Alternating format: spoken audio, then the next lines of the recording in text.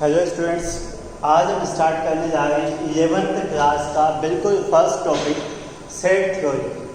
ठीक है, set theory actually बिल्कुल बेसिक टॉपिक्स है, बिल्कुल बेसिक टॉपिक है और इसकी जो प्रॉपर्टीज़ है आगे बहुत सारे चैप्टर्स में यूज़ होती है, तो इसकी प्रॉपर्टी देखना जाएगी और इसकी कुछ डेफिनेशंस है। आज हम सिर्फ डेफिनेशंस के बारे में बात करेंगे। अब बात करते हैं सेट थ्योरी की, बात कर रहे हैं। सबसे पहले बात करेंगे सेट होता क्या है। सेट क्या होता है? एक्चुअली सेट होता है कलेक्शन ऑफ ऑब्जेक्ट्स। अब अगर मैं कलेक्शन ऑफ ऑब्जेक्ट कहूँगा तो इसके डेफिनेशन में एक वर्ड और जोड़ूंगा मैं, well defined collection of objects. ठीक है, अगर मैं फर्स्ट टॉपिक लिखता हूँ डेफिनेशन, तो इसकी डेफिनेशन लिखाऊंगा मैं। ठीक है, मैं बस यहाँ पे हिंट लिख रहा हूँ, बाकी अभी मैं डेफिनेशन बोलूँगा। Well defined collection of objects. ठीक है, देखो लिखते हैं डेफिनेशन लिखता हूं। Set is a collection of well defined objects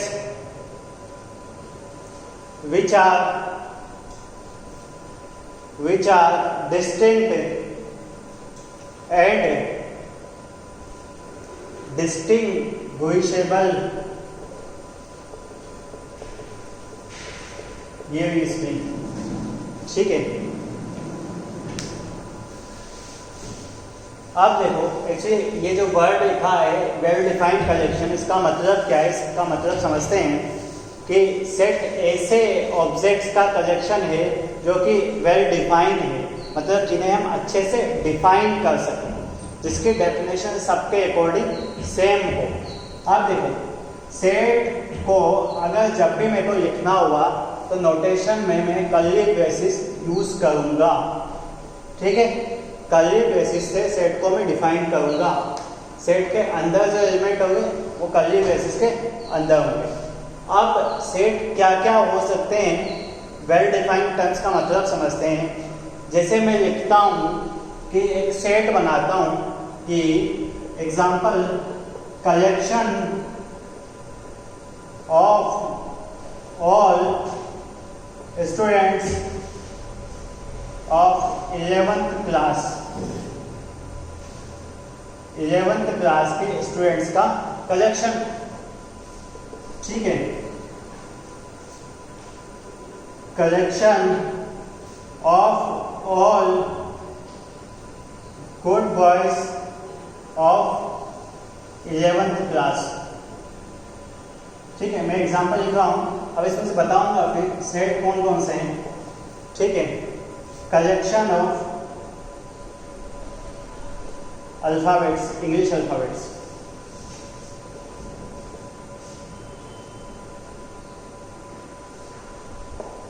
ठीक है, एक और एग्जांपल लिखता हूँ, कलेक्शन ऑफ, ठीक है, ऑल प्राइम नंबर फ्रॉम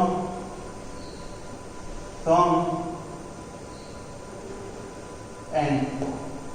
ठीक है, अब देखो मैं कुछ सेट की बात करता हूँ। देखो मैंने फर्स्ट एग्जांपल जो लिखा है collection of all students of 11th class. 11th class के सारे स्टूडेंट्स का कलेक्शन क्या है? वेल डिफाइंड कलेक्शन है। एक्चुअली अगर मेरे को 11th क्लास के सारे स्टूडेंट्स का कलेक्शन चाहिए या लिस्ट चाहिए तो मैं क्या करूँगा, 11th क्लास के रजिस्टर पे जाऊँगा। 11th क्लास के रजिस्टर्स में से नाम देख लूँगा तो उसमें मेरे को सारे बच्चों के नाम मिल जाएंगे 11th क्लास के। ठीक है, तो हाँ मैं कह सकता हूँ कि ये जो कलेक्शन है ये सेट कहलाने जाएगा या वेल डिफाइंड कलेक्शन है। अब अगर सेकंड एग्जांपल की बात करता हूँ तो सेकंड एग्जांपल लिखा है collection of all good boys of 11th class.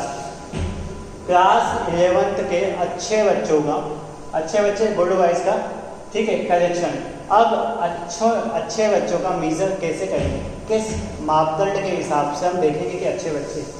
कुछ कहेंगे, कुछ लोग ये कहेंगे कि परसेंटेज के बेसिस पे देखें, कुछ कहेंगे कि बिहेवियर वाइज देखें, कुछ कहेंगे कि अटेंडेंस वाइज देखें। तो मेरे पास कोई पर्टिकुलर मीज़र नहीं है, तो तो ये जो कलेक्शन है वेल डिफाइंड नहीं है, वेल डिफाइंड नहीं है, ये सेट नहीं है, ठीक है, ये सेट नहीं है बेटा। अब बात करते हैं कलेक्शन ऑफ इंग्लिश अल्फ़ाबेट्स। अब इंग्लिश अल्फ़ाबेट की बात करते हैं तो फिक्स है इंग्लिश अल्फ़ाबेट कितने होंगे, 26 होंगे, तो कोई दिक्कत नहीं, सबके अकॉर्डिंग 26 है, ऐसा थोड़ी नहीं कोई कह देगा कि 25 है, नहीं होगा ना, ठीक है।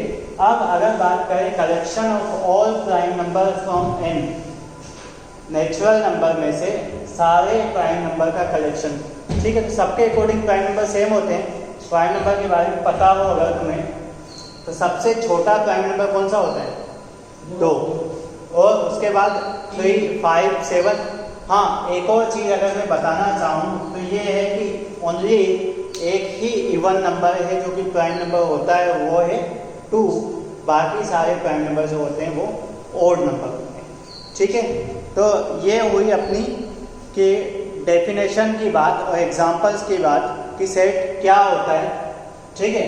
अब इसके आगे बढ़ता हूँ, डेफिनेशन की बात की, आइडेंटिफाई कर सकते हो ना कौन सा कलेक्शन वेल डिफाइन है और कौन सा नहीं है, ठीक है। हाँ, अब इसके आगे में सेट में और डेफिनेशन, एक्चुअली बहुत सारे डेफिनेशन हैं, सब डेफिनेशंस का आपको मतलब समझना होगा और आइडेंटिफाई करना होगा कि किसका मतलब क्या है और क्यों है, ठीक है। वर्ड का मीनिंग जैसे जैसे आप समझोगे तो आगे बढ़ते जाएंगे उसके बेसिस पे। हाँ, ठीक है। इसके बाद नेक्स्ट हेडिंग पे मैं आता हूँ, नेक्स्ट हेडिंग में लिखता हूँ कार्डिनल नंबर।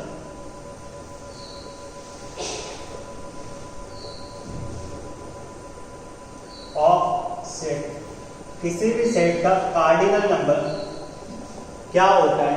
एक्चुअली किसी भी सेट में जितने नंबर ऑफ एलिमेंट होंगे वो उसका कार्डिनल नंबर होगा। लिखो definition, cardinal number of set A, cardinal number of set A is, set A is total number of elements in set ए। जैसे अगर मैं सेट ए को डिफाइन करता हूँ 1 2 3 4 5, ठीक है, तो अगर इसका मेरे को कार्डिनल नंबर निकालना है तो कार्डिनल नंबर का मतलब होता है, कार्डिनल नंबर को रिप्रेजेंट कैसे करते हैं, number of elements in set ए, तो उसे मैं लिखूंगा 5 और ये चीज़ कहलाती है कार्डिनल, ठीक है, याद रहेगा, ठीक है। अब मैं अपना मेन टॉपिक स्टार्ट करता हूँ, रिप्रेजेंटेशन ऑफ सेट। सेट को रिप्रेजेंट कैसे करते हैं, देखो सेट को रिप्रेजेंट करने के मेरे पास दो मेथड हैं। फर्स्ट है लिस्टिंग मेथड, या फिर लिखूंगा सेट लिस्टिंग मेथड, ठीक है। इसका एक नाम है रोस्टर मेथड,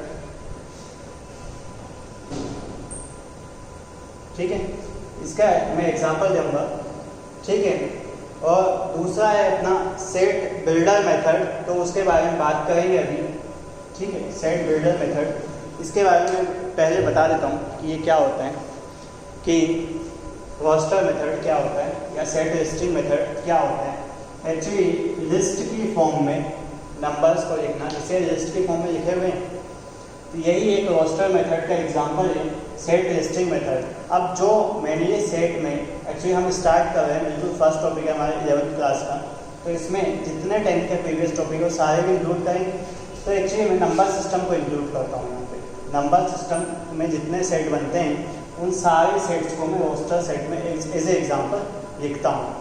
तो सबसे पहले लिखूँगा, सबसे फर्स्ट जो मेरा होता है सेट लिस्टिंग मेथड में, नंबर सिस्टम में फर्स्ट जो होता है वो होता है नेचुरल नंबर। उसे मैं लिखूँगा कहाँ तक जाएगा, इनफाइनाइट तक, ठीक है। फर्स्ट नेचुरल नंबर ये हुआ सेट लिस्टिंग मेथड का एग्जांपल। आई बताइए लिखते हैं डब्ल्यू, डब्ल्यू का मतलब होल नंबर 0 1 2 3, ये चलता जाएगा। हाँ, अब आई और जेड से इंटीजर को रिप्रेजेंट करते हैं, आई और जेड से रिप्रेजेंट करते हैं, तो ये चलता है माइनस में इनफाइनाइट से, माइनस का 2, माइनस का 1, 0 1 2 चलता जाएगा। हाँ, इसके बाद वो क्या आता है,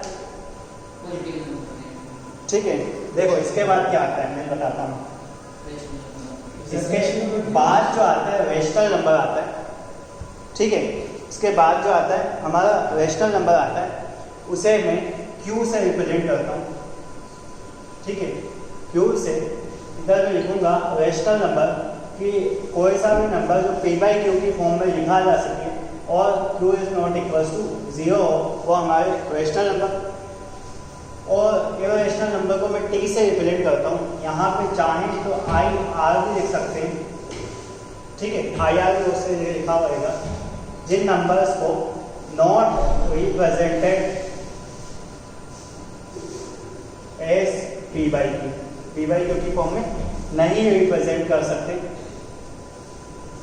ठीक है।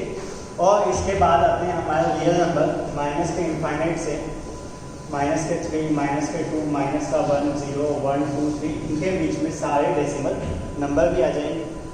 तो ये हमारे सेट लिस्टिंग मेथड के कुछ एग्जांपल थे। एक्चुअली इसमें डेसिमल के नंबर भी इंक्लूड हो गए। तो रियल नंबर्स वो सेट है जिनमें ये सारे नंबर्स इंक्लूड होते हैं, ठीक है।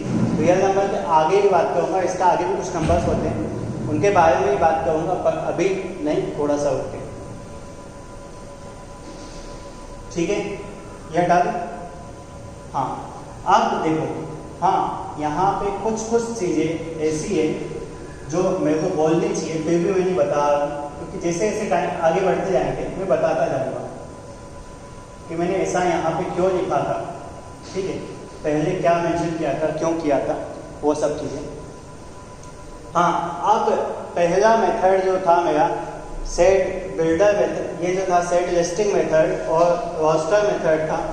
दूसरा मेथड है सेट बिल्डर मेथड, ठीक है।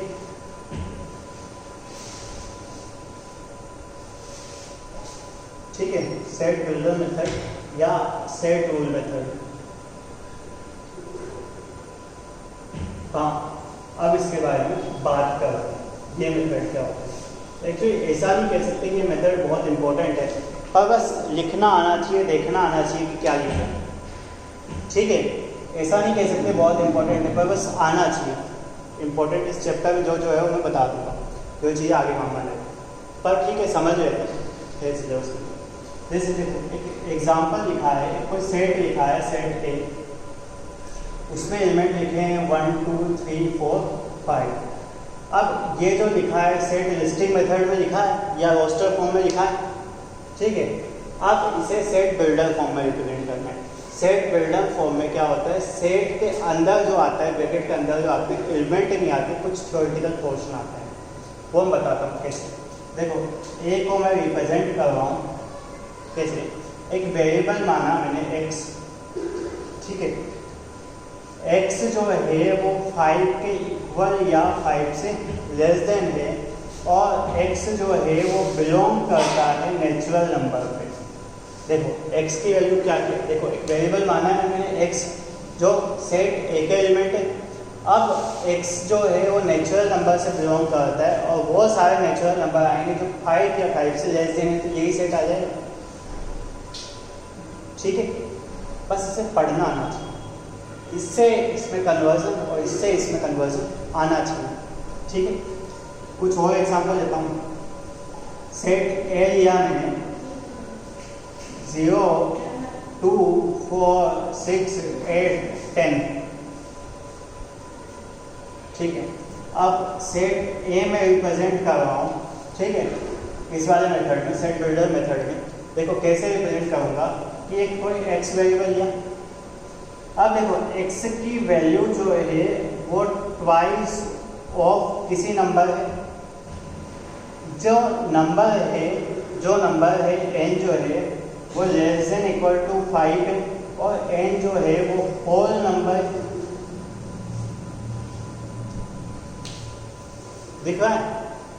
x की वैल्यू जो है ट्वाइस ऑफ कुछ नंबर है, वो जो नंबर है वो होल नंबर है, और 5 से लेस देन है या 5 के equal, less than equal to समझ में आता है, ठीक है। तो अगर n के सबसे पहले 0 रखते हैं तो यह आ जाएगा, 1 रखेंगे 2, 3, 4, 5 पे आ जाएगा, ठीक है।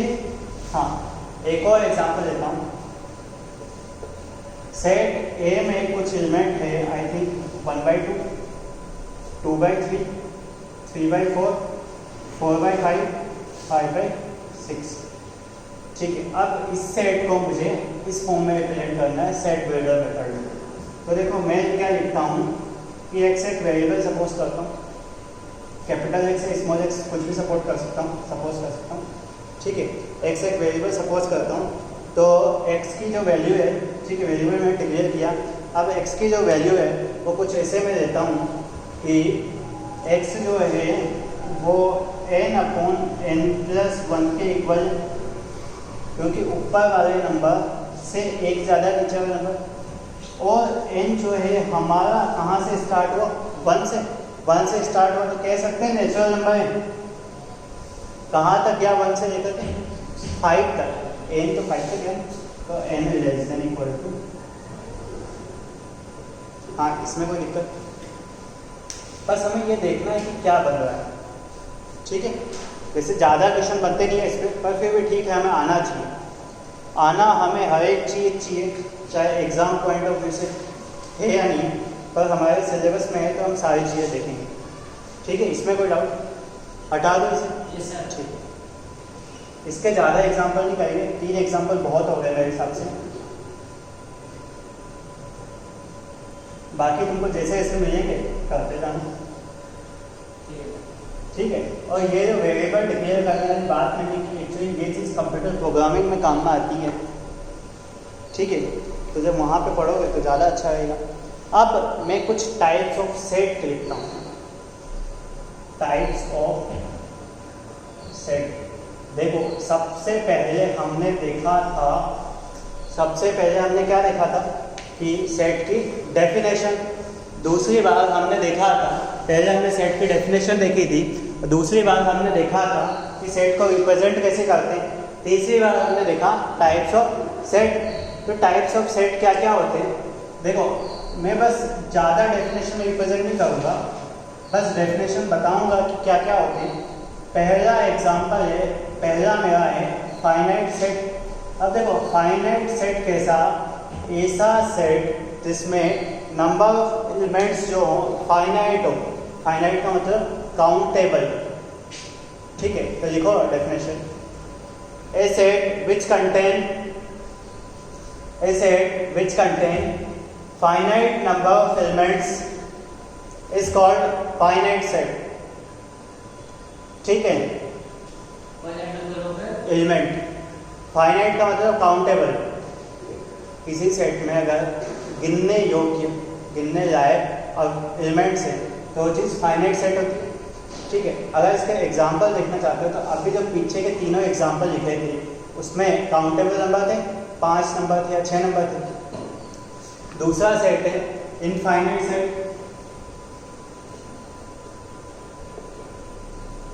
ठीक है, अगर इनफाइनाइट सेट की बात करूं तो ऐसे सेट, ठीक है, the set which contain infinite number of elements, the set which contain infinite number of elements is called infinite set। ठीक है, एग्जाम्पल है नेचुरल नंबर का set, set of natural number, set of whole number, set of rational number, set of even number, set of odd number, set of prime number, वो सारे आ जाएंगे। ठीक है, तीसरा है singleton set. A set which contain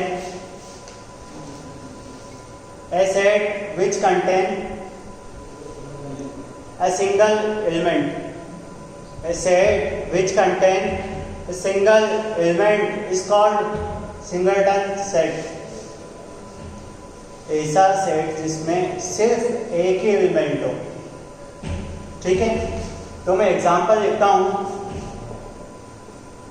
A is equal to, देखो एक एग्जांपल लिख रहा हूं, x एक वेरिएबल डिक्लेयर किया, x की वैल्यू जो है वो 2 से 4 के बीच में है और x जो है एक नेचुरल नंबर है। क्या है? सिंगलटन सेट है। 2 से 4 के बीच में नेचुरल नंबर कितना आते हैं? एक ही आता है। काउंट कितना है? 3 तो आता है। जो नेचुरल नंबर आता है उसका नंबर 3 है, पर आते कितने? एक ही आता है। तो इसके इस वाले सेट ए के अंदर एलिमेंट कितना आएंगे? एक। तो ये हो गया सिंगलटन सेट।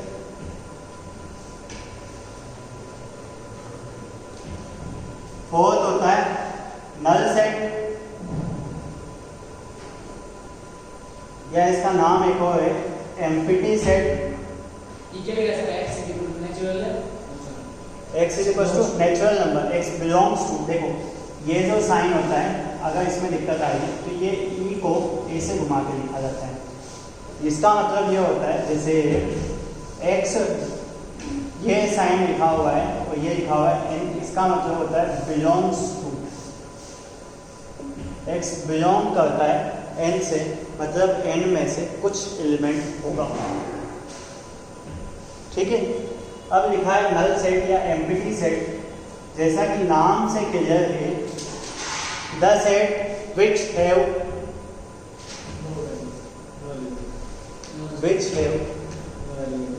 नो एलिमेंट या number of element is 0। The set which have 0 number of elements is called null set and it is represented by 5। ये चीज कहलाती है 5। इंग्लिश में लिखते हैं PHI 5। कुछ भी नहीं करना है, 0 है ना, उसे काट देना है। ठीक है। एक एग्जांपल दूं। ठीक है।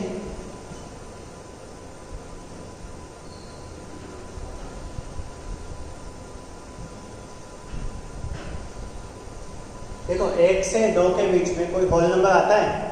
नहीं आता है। तो इसका मतलब 0 एलिमेंट हो गया ना, कोई एलिमेंट नहीं हुआ। 1 से 2 के बीच में डेड आता है, डेड होल नंबर नहीं है। ठीक है।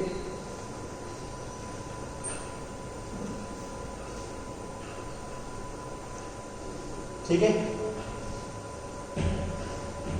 ये चल रहा है हमारा types of set.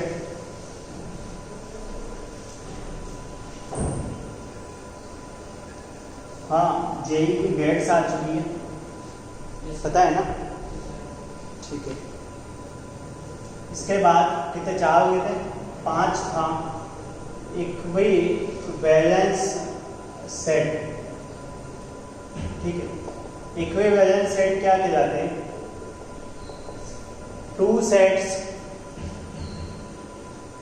sets which have equal number of elements। 2 sets which have equal number of elements are called equivalence set। ऐसे 2 सेट जिनमें नंबर ऑफ एलिमेंट जो होते हैं वो इक्वल होते हैं। ठीक है। देखो अगर कोई सेट ए लिखा है और सेट बी लिखा हुआ है, तो अगर इनमें नंबर ऑफ एलिमेंट या कह सकता हूँ कार्डियल नंबर इक्वल है, तो ये चीज़ जो कहलाएंगे वो इक्विवेलेंस सेट कहलाएंगे। जैसे मैं लिखता हूँ example,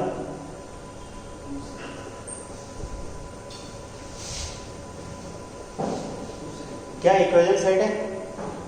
number of elements equal.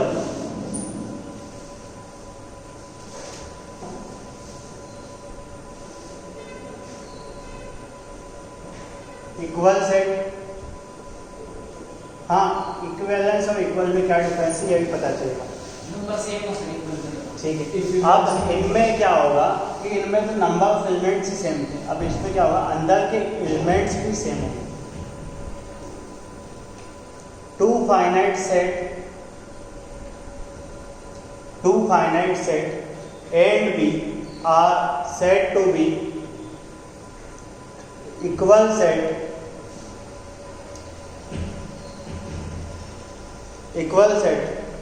if each and every element of set A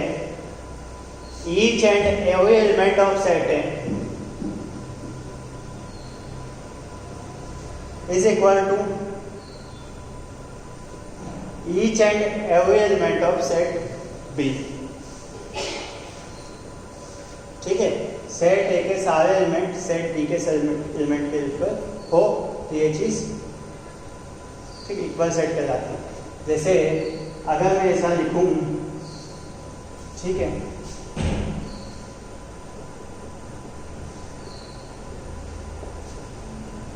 ठीक है, सेट बी को ऐसा लिख रहा हूं कि x belongs to 2n plus x is equal to 2n plus 1, x belongs to w और x less than equal to 4।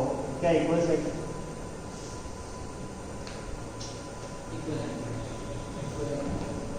Equal,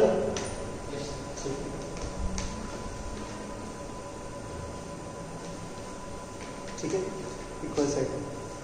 ठीक है, अब इसके बाद इक्वल सेट है। अब इसके बाद कुछ अच्छी चीज़ें स्टार्ट करते हैं। ये पूरा थ्योरेटिकल पोर्शन था, ठीक है, पूरा थ्योरेटिकल पोर्शन था। अब मैं इसके बाद कुछ अच्छी न्यूमेरिकल चीज़ें स्टार्ट करता हूँ, कुछ डेफिनेशन देखेंगे फिर से, और उसके बाद फिर न्यूमेरिकल चीज़ों की बात करेंगे। तो देखो, सबसे पहले मैं लिखता हूँ सबसेट। ये अच्छा टॉपिक है, इसमें मजा आएगा थोड़ा सा, ठीक है। इट्स नॉट बोरिंग, ये अच्छी चीज़ है। इससे रिलेटेड क्वेश्चंस बहुत सी बार आते हैं, ये अच्छे काम की चीज़ है। अब देखो, सबसेट क्या होते हैं किसी भी सेट के सबसेट क्या होते हैं, तो उसकी डेफिनेशन लिखता हूँ मैं। A set is said to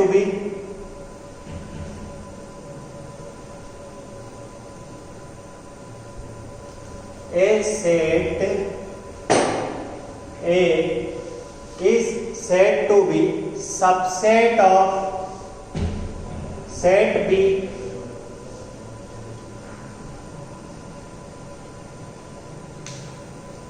if all the elements of set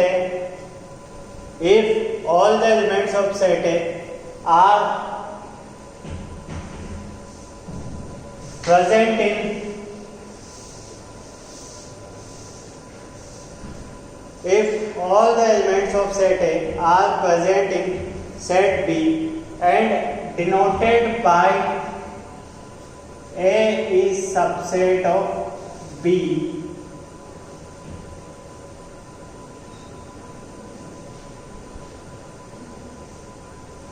ठीक है। अब देखो, थ्योरी में इतना समझ नहीं आया।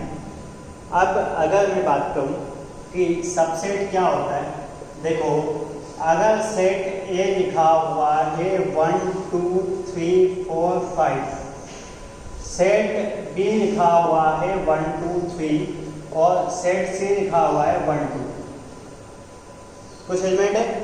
अब देखो, मैंने क्या डेफिनेशन बोली थी, डेफिनेशन से ही समझते हैं। सेट ए जो है, A set A is called subset of set B if all the elements of set A are presented in set B. देखो, सेट सी जो है वो सेट बी का सबसेट है। सी जो है, C is the subset of set B, क्योंकि C के सारे एलिमेंट बी में प्रेजेंट है। एक्चुअली सबसेट का मतलब छोटा सेट, सी जो है छोटा सेट है, क्योंकि सी के जो सारे एलिमेंट है वो बी में प्रेजेंट है। तो क्या मैं ये लिख सकता हूँ, C is the subset of set B, क्या लिख सकता हूँ? क्या सेम ऐसे ये रिजल्ट भी लिख सकता हूँ?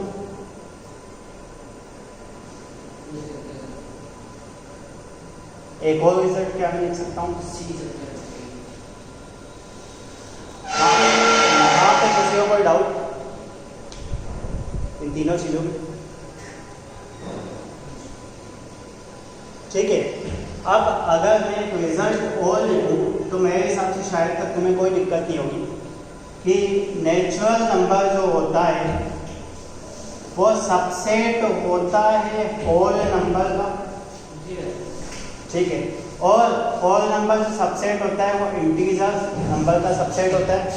इंटीजर जो होता है वो रैशनल नंबर का सबसेट होता है, रैशनल नंबर, चाहे ध्यान से दिया, और रैशनल जो सबसेट होता है वो रियल नंबर का सबसेट होता है। ये चीज बहुत सी जगह देखने को मिल जाएगी।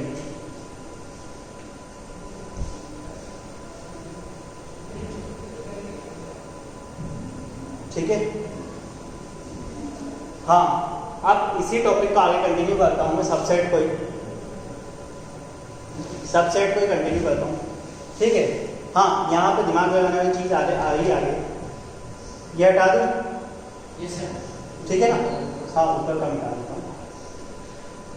अब देखो, सबसेट में ही मैं लिखता हूँ कि किसी भी सेट के कितने सबसेट हो सकते हैं, तो मैं टॉपिक डालूंगा total number of subsets, total number of possible subsets. ठीक है, टोटल नंबर पॉसिबल सबसेट्स, कि टोटल नंबर ऑफ सबसेट कितने पॉसिबल है, तो हटा दूं? Yes sir. अब टोटल नंबर ऑफ सबसेट की अगर बात करेंगे तो देखो, अगर सेट ए मेरे को गिवन है, मैं बहुत सारे एग्जांपल लूंगा जिसमें एक एलिमेंट है। सेट ए मेरे को गिवन है जिसमें दो एलिमेंट है, कुछ भी हो सकते हैं दो। सेट ए मेरे को गिवन है जिसमें तीन एलिमेंट है, एक्स वाई जेड। ठीक है, अब इनके कितने सबसेट बन सकते हैं, कितने सबसेट बन सकते हैं, कितने सबसेट बनते हैं मैं बना के लिखूंगा। अब देखो, ये एक सेट है, एक, इसका सबसेट क्या ये सेट हो सकता है, क्योंकि इसमें वो एलिमेंट प्रेजेंट है क्योंकि इसमें प्रेजेंट इक्वल सेट, तो सबसेट हो सकते हैं ना। ठीक है, अब अगर ये बात करूं, देखो खाली सेट है, जो भरा हुआ है, खाली सेट हमेशा किसी न किसी सेट का सबसेट होगा। हर सेट का एक कॉमन सबसेट होता है, वो क्या होता है, एम्प्टी सेट। इसे मैं ऐसे भी लिख सकता हूँ, क्या लिखा, 5। ठीक है, अब इसके अगर सबसेट की बात करूँ मैं, तो देखो, एक तो ये सबसेट,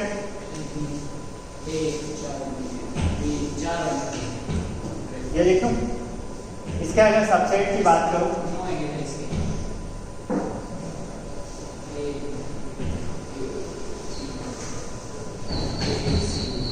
यहाँ पर कोई दिक्कत,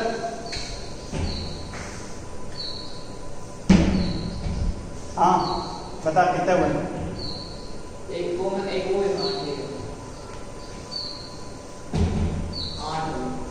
आठ हुए। इधर कितने हुए, कितने हुए, हाँ, क्या रिजल्ट निकालूं, देख, 2 की पावर 1,